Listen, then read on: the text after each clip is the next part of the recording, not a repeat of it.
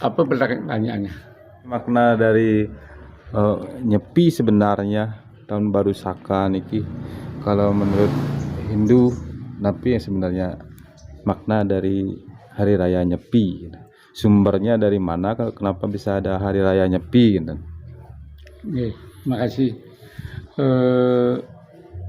Hari raya Nyepi kita sumber dulu ya, sumber dari yang pernah kita baca itu adalah Lontar Sabtu Kande 4 namanya.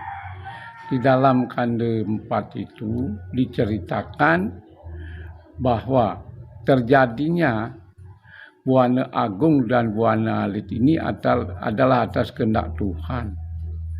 Atas kehendak beliau terciptalah namanya positif negatif ya, atau pradana purusa dengan simbolnya ang-ah aksaranya.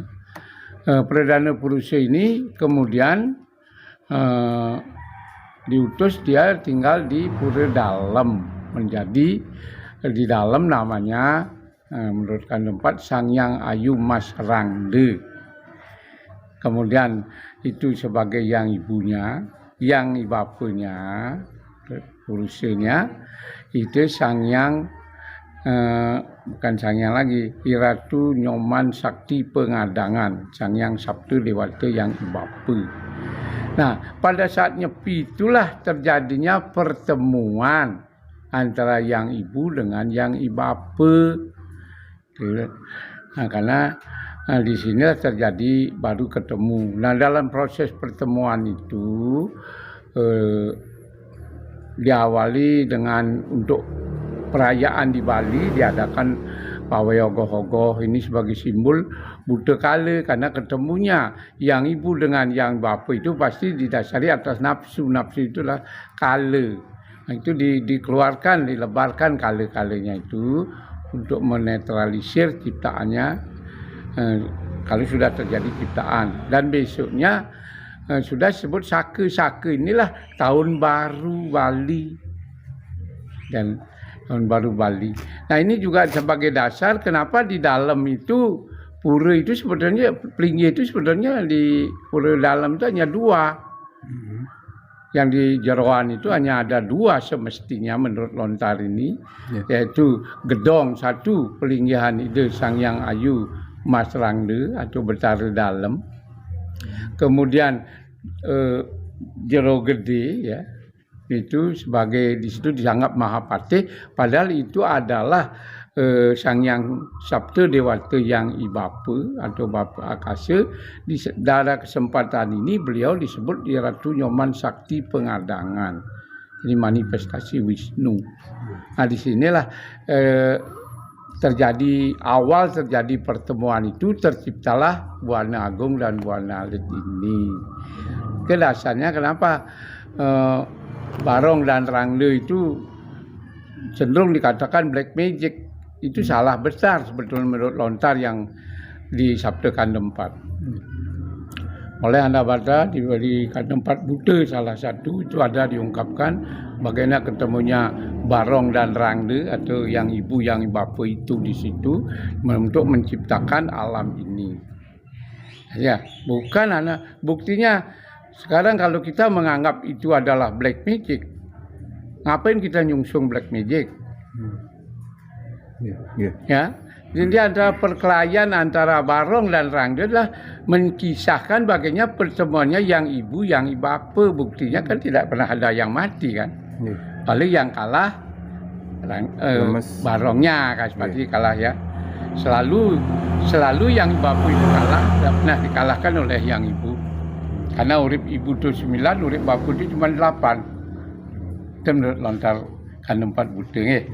Terus kali kalau Nyepi ini kan sebenarnya kenapa harus tidak boleh amati geni, amati lelungan gitu. Nah, tapi sebenarnya sekseman gitu. Pada saat Nyepi ini pengerupukan itu terjadi pertuan, di sinilah dalam proses menciptakan itu disinilah kita mengheningkan pikiran, nafsu, panca indera kita itu yang ditahan sebetulnya. Ya, dalam proses menciptakan penciptaan itu, kita pun dalam proses menjalani hidup itu, pada saat penyepian itulah kita disebut mengadakan catur beratu penyepian katanya ya. Yeah. Nah itulah amati geni. Ya, apa yang disebut amati geni tidak sekedar memantikan lampu, tetapi membunuh api yang ada di tubuh kita. Jadi nafsu-nafsu kita itu ditekan. Amati karya juga. Hendaknya kita jangan bekerja, tidak boleh mencangkul di tanah karena siang ibu sedang bertapa di situ. Dan kemudian amati lelungan, ini juga menekan panca indera, bersenang-senang. Lelungan kan bepergian ya, senang-senang. Tapi Malaysia lelanguan, itu bepergian. Sekarang lelanguan itu misalnya senang-senang ya gitu, malah lelanguan. Jadi agak kadang-kadang makan mewah-mewah, menyepi, mabuk-mabukan, kan salah itu wujud daripada lelanguan kan. Juga kita mengeret, intinya kita mengeret panca indera dan mengeret baju sabda hidup ini ditekan. Misalkan berbicara sedikit mungkin, berbuat sebaik mungkin,